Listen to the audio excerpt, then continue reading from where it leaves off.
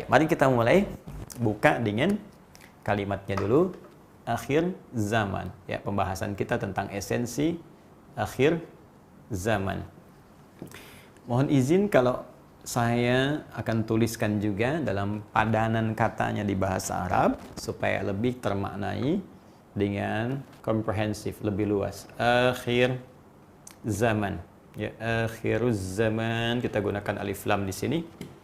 Ya, mim, alifnya kita naikkan dulu. Ya, ada dua penulisan, kita pilih yang ini dulu. Akhiruz zaman. Baik. Ya, kita akan coba awali dengan membahas pendekatan ya, filologisnya dulu, secara kebahasaan dulu, ya, untuk nanti menemukan rumusan akhir zaman dalam persepsi Al-Quran, ya, juga As-Sunnah, ya, keterangan Nabi SAW yang menjadikan itu sebagai jalan hidup atau pedoman kehidupan kita. Baik.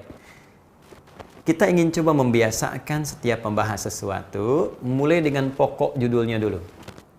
Ini yang sangat penting. Dan pendekatan ini secara ilmiah diberikan isyarat oleh Al-Quran, dipertajam oleh hadis, dan dijadikan kebiasaan oleh para ulama kita dalam menganalisis sesuatu, menjelaskan informasinya kepada kita, bahkan menyusun itu semua dalam rangkaian-rangkaian buku yang menjadi referensi kehidupan dalam beraktivitas, baik muamalah, ya, interaksi sosial dengan makhluk, terlebih ibadah, hubungan kita dengan Allah Subhanahu wa taala. Karena itulah dalam setiap pembahasan kitab kita, baik klasik ataupun kontemporer, setiap para ulama kita memberikan sebuah topik, ya, judul tertentu, maka tidak akan langsung mengurai kepada isinya, namun menjelaskan dulu kandungan katanya. Ya, bahkan ulama-ulama kita memberikan pesan kepada kita bahwa setiap kajian yang akan kita lakukan terhadap sebuah kitab, ya, bila dimungkinkan akan lebih baik tidak langsung memulai ke isinya. Anda ingin kaji misalnya Sahih Al-Bukhari, ya, akan lebih bagus Anda buka dulu kenapa judulnya dibuat seperti ini. Ya, Al-Jami, As-Sahih, Al-Musnad, Al-Mukhtasar min Umuri Rasulillah sallallahu alaihi wasallam wa sunanihi wa ayyamihi. Itu kan judul panjangnya. Ya, jadi dipersingkat dengan Sahih Al-Bukhari. Kenapa dinamakan demikian? Sehingga kita bisa mengetahui, oh, gambaran isi kitabnya akan seperti ini. Kenapa disebut Bulughul Maram misalnya? Kenapa disebut Subulus Salam, ya? Dan seterusnya. Semua punya makna, semua punya arti. Karena itu, sebelum kita membahas ya secara singkat, namun usahakan untuk tepat dan detail tentang persepsi akhir zaman, kita turunkan dulu pemaknaan kata ini, ya, baru kita akan menemukan persepsi mungkin yang lebih sempurna, lebih total dari apa yang akan kita uraikan. Baik, yang pertama tentang kata akhir. Ya. Akhir adalah batas atau ujung dari sesuatu.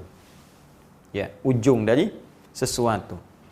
Batas dari sebuah terhentinya aktivitas atau juga terkait dengan waktu tertentu dalam penunaian aktivitas yang dimaksudkan.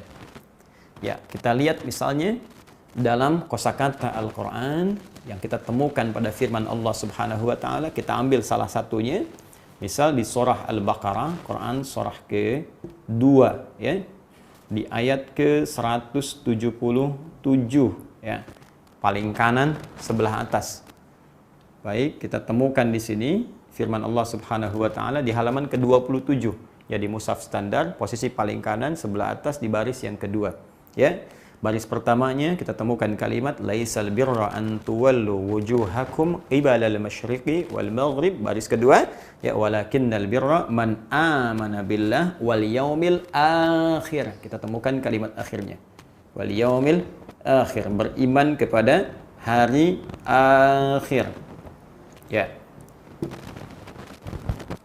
Hari akhir. Jadi ini hari-hari yang kita lalui, setiap harinya disebut dengan yaum. Baik, jamaknya disebut dengan ayyam. Ada firman Allah, wa tilkal ayyamu nudawiluha bainan nas. Al-ayyam, begini sifatnya. Pakai tasdid, ya, bukan ayam. Ya, ayam berkokok, ini ayyam. Baik, ya. Jamak dari kata yaum. Yaum, ayyam. Ini hari-harinya. Nah, ini yang kita lalui dari mulai hari yang pertama Al-Ahad, ya. alif lamnya al-ahad. Ya, diserap ke dalam bahasa Indonesia menjadi ahad. Kemudian yang kedua al-itsnain, ya, al-itsnin. Al-itsnin itu dari bahasa Arab, ya, itsnain. Itsnaini dua, diserap ke dalam bahasa Indonesia menjadi Senin. Kan mungkin ada yang baru tahu ya. Kemudian ats-tsulatsa. Ats-tsulatsa, ini dari kata salasah, tiga. Diserap ke dalam bahasa Indonesia menjadi Selasa, ya. Ini kan Senin, Selasa. Kemudian ada al-arbi'a, al-arbi'a. Ya, hari yang keempat dari kata arba'ah, diserap ke dalam bahasa Indonesia jadi Rabu, ya. Kemudian al-khamis, al-khamis, al-khamis dari kata khamsah, ya, diserap ke dalam bahasa Indonesia menjadi Kamis, hari Kamis. Kemudian al-jumu'ah, ya, ini sudah kita serap juga ke dalam bahasa Indonesia menjadi hari Jumat. Dan as-sabt, ya, as-sabt, as-sabtu, sabt, ya, diserap ke dalam bahasa Indonesia menjadi hari Sabtu. Ini hari-hari yang kita lalui selama sepekan, ya. 1, 2, 3, 4, 5, 6, 7. Sepekan ada 7 hari. Terus kita lalui sampai kehidupan ini berakhir. Ketika berhenti waktu itu dan berhenti pula aktivitas kita itu, maka berakhirlah semua hari ini. Ya. Di mana berakhirnya? Wallahu a'lam. Nanti kita akan lihat dalam turunan hadis-hadis Nabi sallallahu alaihi wasallam. Di hari apa, ya? Waktunya kapan, seperti apa. Namun yang ingin saya sampaikan, ketika perjalanan hari ini berakhir, maka itu yang disebut dengan al-yaumul akhir, berhentinya semua hari.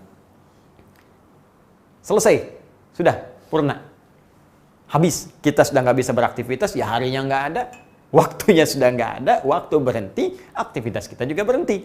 Karena setiap aktivitas yang kita lalui itu akan bersanding dengan waktu yang menyertai. Ya, makanya kita katakan saya sedang mengisi waktu nih dengan membaca, dengan bekerja di komputer dan sebagainya. Waktunya selesai. Begitu selesai, alamnya pun selesai. Selesai kehidupan kita. Maka disebut dengan al-yaumul akhir. Nanti kita akan bahas lagi. Namanya banyak nanti ya. Peristiwanya nanti disebut dengan kiamat. Ya, waktunya disebut dengan sa'ah. Pertanggungjawabannya disebut dengan ad-din. Maka nanti ini kita akan banyak temukan dalam kosakata Al-Quran dengan nama al-qiyamah. Bahkan ada surahnya, surah yang ke-75. Surah 75 dikenal dengan namanya. Ya, ada dengan ad-din, hari mempertanggungjawabkan apa yang kita lakukan. Ya kan? Baik, ini di Quran surah pertama Al-Fatihah ayat yang keempat, Maliki yaumiddin. Waktunya disebut dengan as-sa'ah, as-sa'ah. Ini banyak. Seperti di Quran surah ke-31 ayat 34, innallaha indahu ilmus sa'ah. Kapan terjadinya ini? Waktu tepatnya disebut dengan sa'ah. Kemudian peristiwanya disebut dengan qiyamah. Kemudian ini yang paling menarik, pada saat terjadinya itu nanti kita akan diminta pertanggungjawaban dari semua aktivitas yang telah kita kerjakan dalam kehidupan sementara kita di muka bumi. Dan hebatnya Al-Quran memberikan detail kepada kita. Bagaimana peristiwa yang terjadi dahsyatnya pada saat itu. Nanti ada ya gambarannya kepada kita supaya kita punya perasaan bersiap untuk terhindar dari semua hal yang mungkin memberikan efek dahsyat dalam kehidupan kita. Hal-hal yang sangat menakutkan, hal-hal yang membuat kita ngeri dan sebagainya, sehingga kita punya persiapan untuk selamat dari peristiwa-peristiwa itu. Nanti kita akan tuntaskan di sini. Apa yang akan dihisab dari kita dimintai pertanggungjawaban, isinya ada di sini. Ya, bagaimana waktu-waktu terjadi dan sebagainya nanti ada di sini. Dan dahsyatnya, Anda hanya temukan ini semua dalam uraian Al-Quran. Kalau Al-Quran bukan bersumber dari Allah Subhanahu wa Ta'ala, sang pencipta semuanya, baik waktu, ya, alam, semesta, dan semua aktivitas kita, mustahil akan ada keterangan sedetil ini dalam Al-Quran. Ini menunjukkan nyatalah Al-Quran sebagai firman Allah Subhanahu wa Ta'ala dan bukan karya manusia walau satu titik pun di dalamnya. Baik. Jadi ini pertama tentang akhir. Ini dulu ya, diselesai ya. Kalau kita dapatkan ini turunannya sampai dengan ke sini. Baik, sekarang kita bicara tentang az-zaman. Kalau kita merujuk kepada kamus-kamus bahasa Arab, ini ada dua bentuk tulisan. Ada az-zaman, ada az-zaman begini. Ya, az-zaman pendek. Sama ya, bisa ditulis dengan begini, az-zaman, bisa ditulis dengan az-zaman. Ini biasa, karena ini ejaan. Ya, ejaan. Ini nggak usah disoal. Ini kenapa begini, kenapa begitu. Ustaz, apa bedanya? Bedanya gampang. Yang satu baca panjang, az-zaman. Yang kedua pendek, az-zaman. Ini dialek saja. Ya seperti Maliki Yaumiddin. Riwayat Hafiz dari Asim. Bisa dibaca juga dengan riwayat Qalun. Ya, atau Warsh dari Nafi'. Imam Nafi' ada riwayat pendek. Bacanya Maliki Yaumiddin. Jadi bisa dibaca dua. Maliki begini, ya kan? Kasih alifnya begini, Maliki, dua harakat. Bisa kemudian baca pendek langsung Maliki Yaumiddin. Dulu harakatnya tidak ada untuk bisa mengakomodir dua bacaan tadi. Dua-duanya punya arti yang sama, cuma cara bacanya berbeda saja. Itu biasa.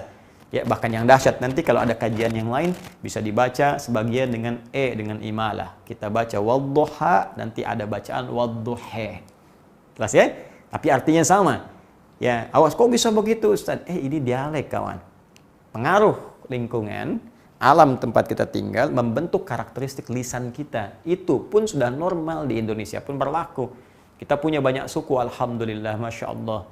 Beribu-ribu pulau di Indonesia. Gaya bahasa juga tidak sama, walaupun pengungkapannya beda. Cara mengucapkan makna bisa sama. Misal, orang Jawa menyebut sepeda. Saudara kita di Medan mengatakan sepeda. Kan sama bentuknya, sama bendanya. Sepeda, sepeda. Sama saja. Kan? Baik, cicahem dengan cicahem, itu juga. Baik ya? Nah, sekarang kita sendiri, supaya tidak terlampau panjang. Bila disebutkan zaman, apa artinya? Sebagian mengatakan dengan waktu. Ya, dalam bahasa Indonesia ditulis waktu. Awas, ini penting nih. Ya, akhir zaman, akhir waktu. Ya, Ustadz akhir zaman, Ustadz akhir waktu. Ya, umat akhir zaman, umat di akhir waktu. Ini baru sekilas. Belum dalam. Karena ternyata di dalam bahasa Arab ada perbedaan spesifik. Waktu itu ternyata banyak turunannya. Zaman, al-waqt, waktu juga dari bahasa Arab. Ya. Nah, sekarang kita turunkan.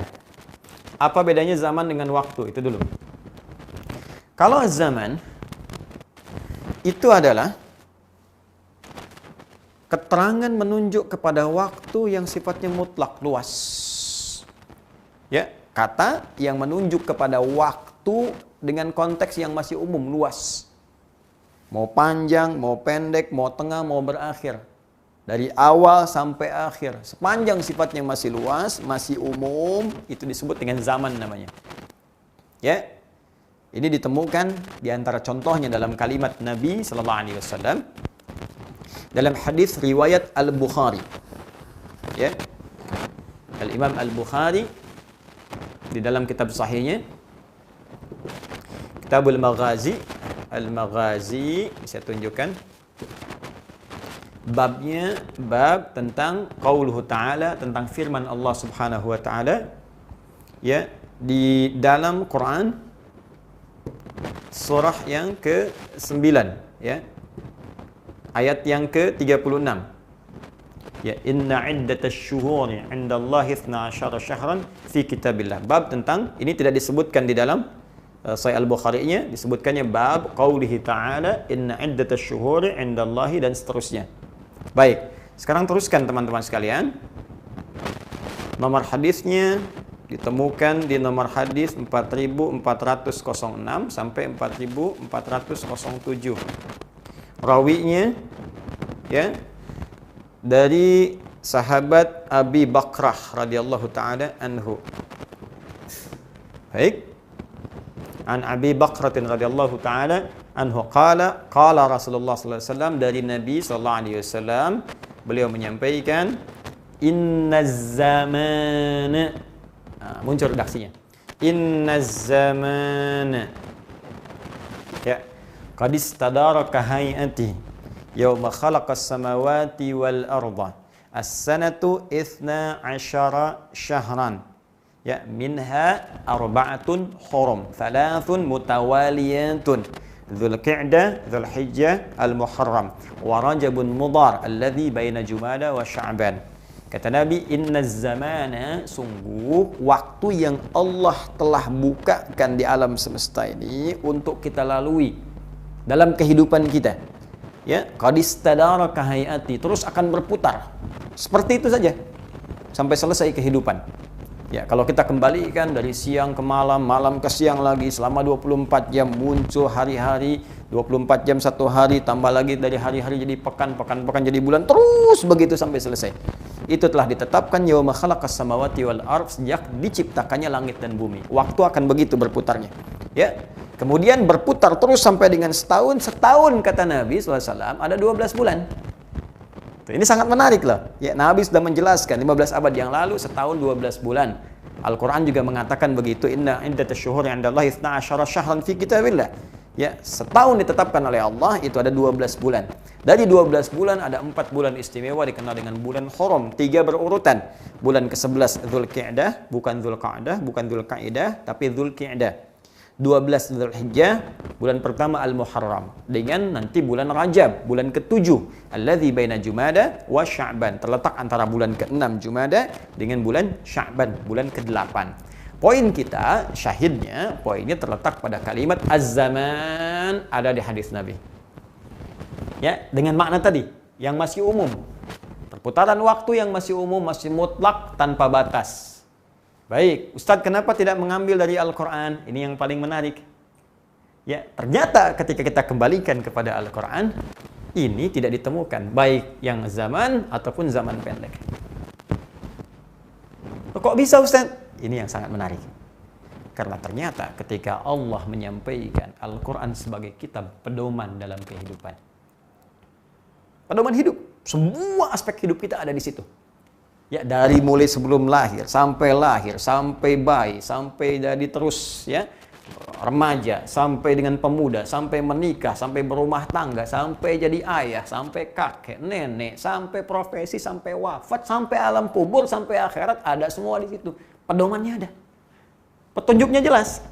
Semua petunjuk hidup itu secara singkat disebut dengan hudan namanya. Hudan. Quran surah kedua Al-Baqarah ayat 185.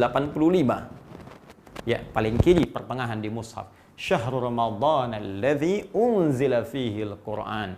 Di bulan Ramadan yang ditunaikan puasa itu, istimewanya diturunkan Al-Quran pada saat itu. Apa fungsinya? Fungsi bulan Ramadan itu ketika diturunkan Quran, apa fungsi Qurannya? Hudal linnas, sebagai pedoman hidup untuk semua manusia. Nah, sifat pedoman itu kan mesti jelas. Ya kan? Mesti terukur, mesti detail. Mesti ada penjelasan, mesti ada rincian, mesti ada poin-poin. Nggak bisa dibuat umum. Kalau umum bagaimana teknis mengerjakannya? Anda silahkan tunaikan hidup berumah tangga. Tanya, bagaimana pedomannya? Ya rumah tangga aja, kan jadi nggak jelas. Mesti ada poin-poinnya, ya kan? Walaupun nanti poin-poin ini akan ada penjelasan-penjelasan spesifik misalnya. Minimal mesti terukur. Karena itulah yang paling menarik di Al-Quran. Ketika berbicara tentang waktu, Allah memberikan pedoman yang sangat jelas dan menurunkan turunan-turunan dari zaman ini supaya lebih terukur aktivitas kita mengisi waktu itu. Seakan-akan Allah ingin berkata begini, jangan sampai waktu yang diberikan cuma mengambang begitu saja menjadi mutlak, berputar tanpa makna. Aku ingin semua waktu itu diisi dengan kegiatan-kegiatan yang lebih bermanfaat sebagai persiapan untuk pulang. Itu yang paling dahsyat. Di ketika Nabi membuka informasi, menjelaskan secara umum, kemudian Allah Subhanahu wa taala secara indah menerangkan kepada Nabi, sampaikan pada umatmu Muhammad, jangan sekedar menjadikan waktu hanya berputar dan kita tidak mengisinya dengan bermanfaat, tapi turunkan aktivitas seperti aku tunjukkan berikut ini.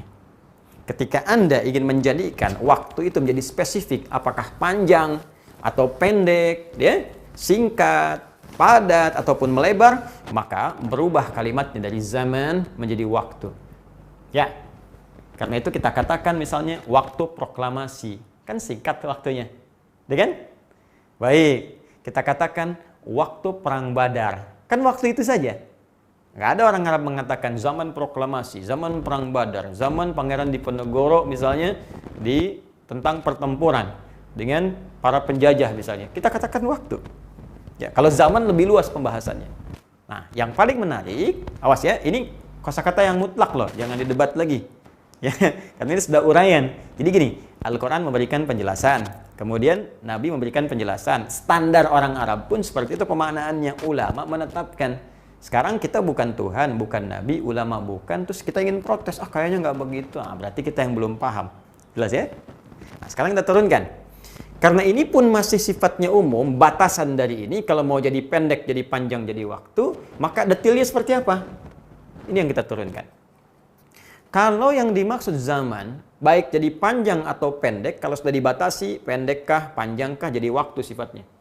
Cuman masih umum juga, karena belum tahu ini waktunya waktu apa? Waktu hidupkah? Waktu beraktivitaskah? Waktu malamkah? Waktu siangkah? Atau apa? Maka diturunkan lagi oleh Al-Quran. Jika waktu itu terkait dengan kehidupan, batas hidup manusia, waktu hidup, maka istilahnya disebut dengan ajal. Kosakatanya misal ditemukan di Quran surah ke-7 ayat 34. Walikulli ummatin ajal. Fa idza jaa ajaluhum la yastakhiruna sa'ata wa la yastaqdimun. Kata Allah, setiap umat, jangankan satu manusia, semua umat tuh punya batas waktu hidup. Jadi nggak abadi, teman. Tinggal di dunia ini nggak abadi. Nggak ada yang terus hidup. Pasti wafat. Ya, pasti wafat. Bahkan ketika waktunya tiba wafat itu disebut lagi oleh Quran, dahr namanya.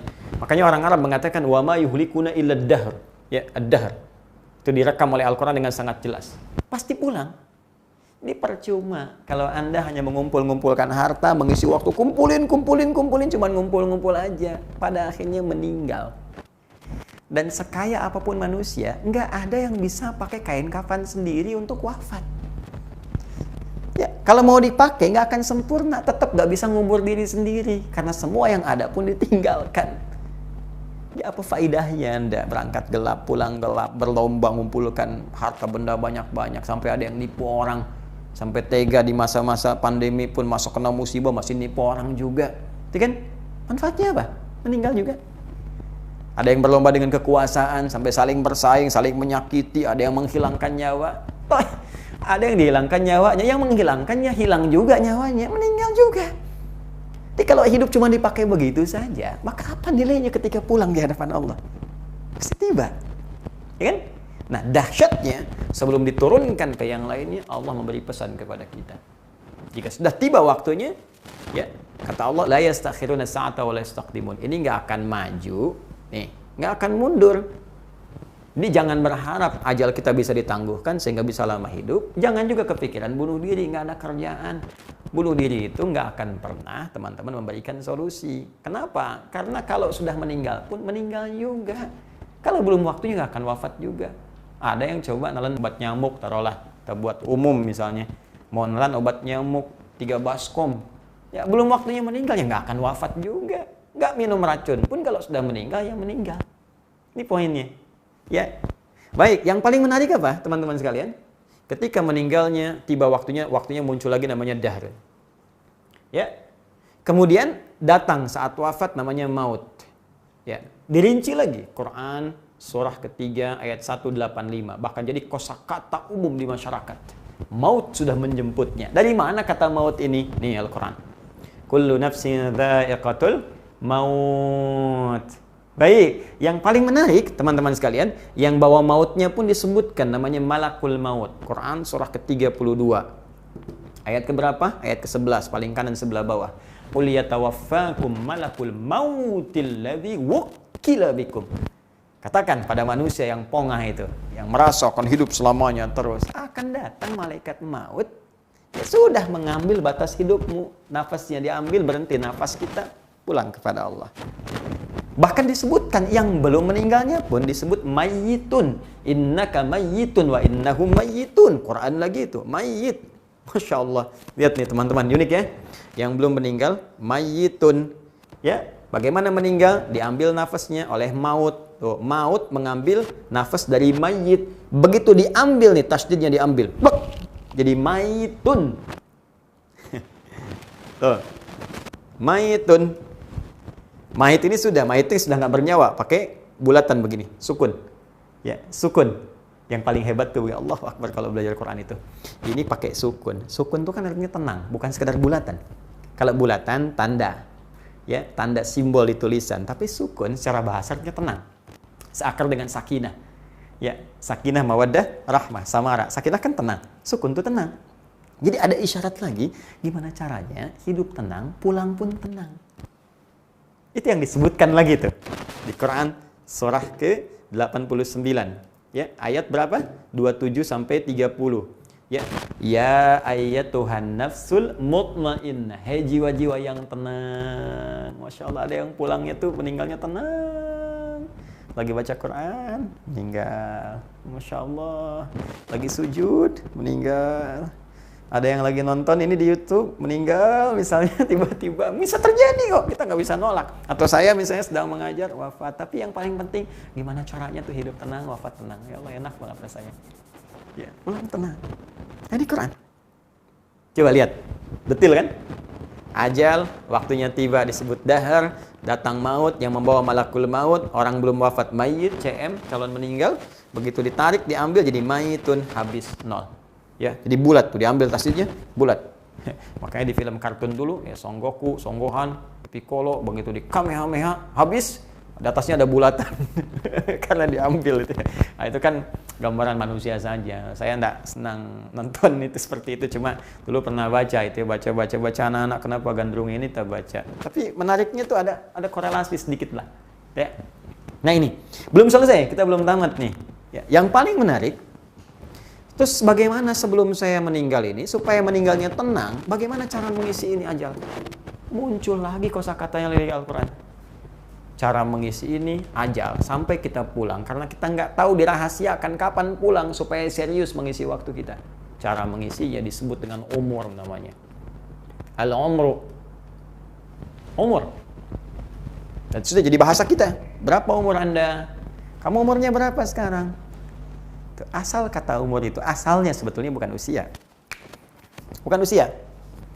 Ya, kalau usia batas hidup ya tadi ajal dengan turunannya. Umur itu sebetulnya cara kita untuk mengisi usia sehingga benar dalam pandangan Allah dan mendapatkan ridha serta petunjuknya.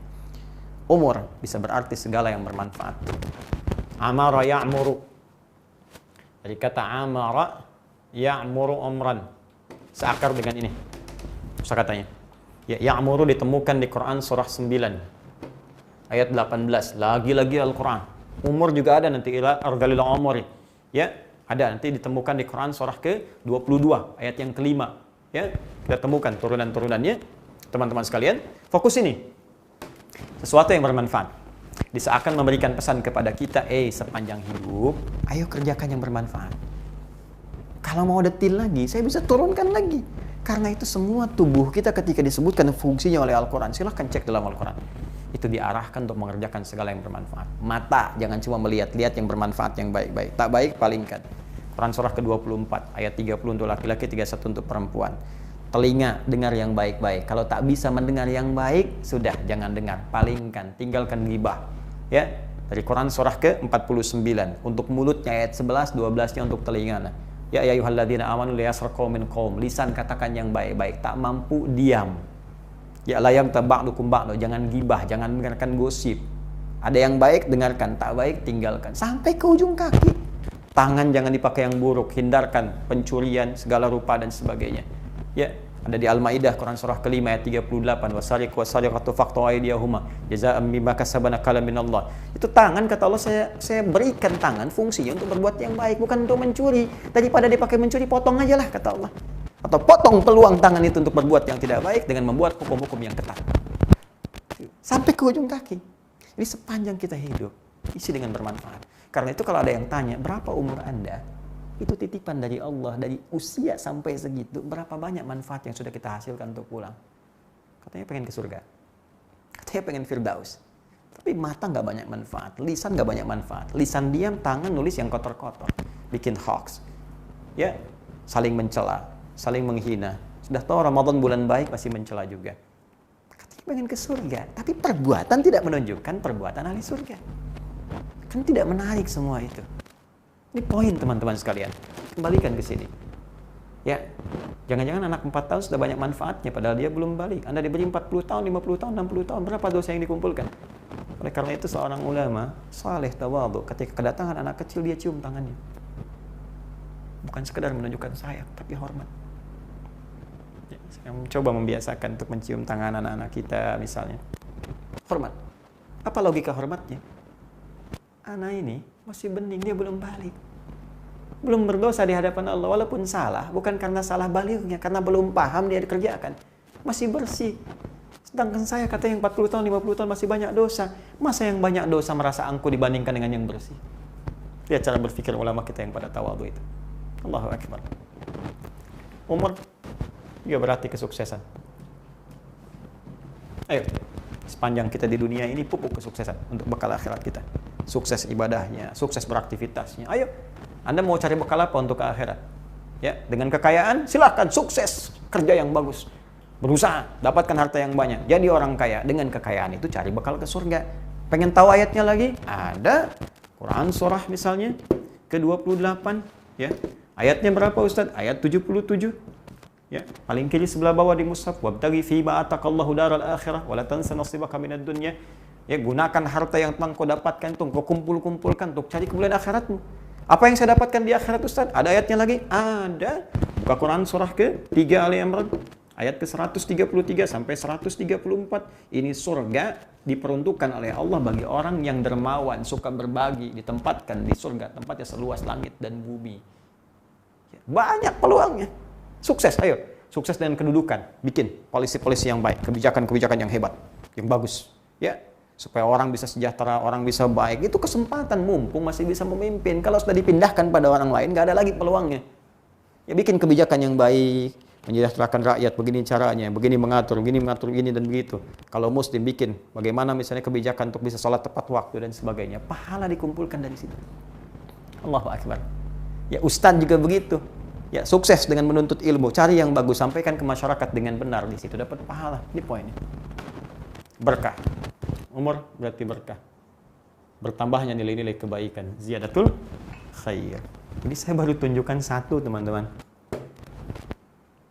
Nah, sekarang pertanyaannya, dalam mengisi umur, kan ada waktu lagi. Kalau saya ingin mengeksekusi ini semua dengan planning yang telah saya siapkan, maka apa waktu yang disebutkan dalam Al-Quran? Misal, saya mau belajar nih sekarang. Ini apa nama waktunya? Spesifik.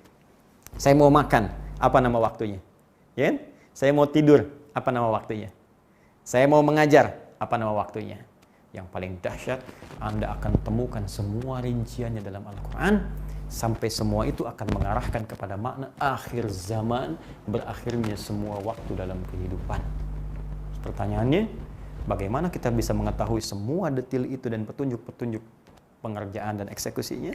Itu yang akan kita bahas dalam pertemuan esok pada edisi ke-16 di program Aku Suka. Semoga bisa memberikan manfaat untuk kita semua dan semoga diridhoi oleh Allah Subhanahu wa taala. Tetap berprasangka baik kepada Allah, tetap kita saling berbuat baik dalam kehidupan, saling mengoreksi diri kita dalam ketaatan kepada Allah, dan semoga kita diberikan kemuliaan oleh Allah Subhanahu wa taala. Demikian yang saya sampaikan. Semoga bisa bermanfaat, semoga diridhai Allah Subhanahu wa taala. Saya selalu terbuka untuk menerima koreksi dan masukan-masukan sehingga membuat kehidupan kita lebih bermanfaat dengan sumber yang benar, dengan ridha Allah dan cinta Rasulullah SAW yang bisa kita dapatkan. Subhanakallahumma wa bihamdika asyhadu an la ilaha illa anta astaghfiruka wa atubu ilaik wa akhiru da'wana alhamdulillahi rabbil alamin. Selamat berbuka. Assalamualaikum warahmatullahi wabarakatuh.